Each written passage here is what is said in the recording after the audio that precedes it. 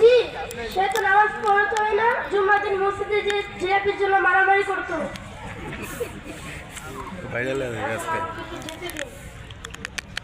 জি, আমাকে এখন একটু যেতে দিন।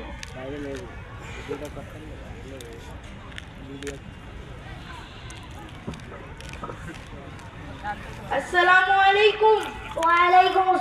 ওয়ালাইকুম আসসালাম। হুজুর আসছেন? হুজুর আসেন আসেন, জানাজা পড়াতে আসেন। না না ভাইজান, আমি আপনার ভাই জানাজার নামাজ পড়াতে পারবো না।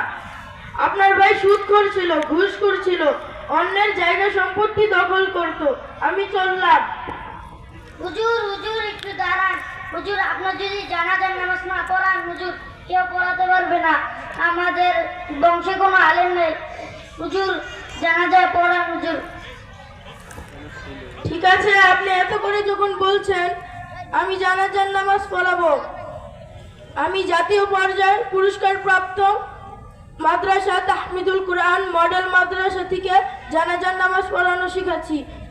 আপনার সন্তানকেও শিখাবেন। ইনশাআল্লাহ আমার সন্তানকে কালে ওই মাদ্রাসায় ভর্তি করে দিব। জি, চলুন।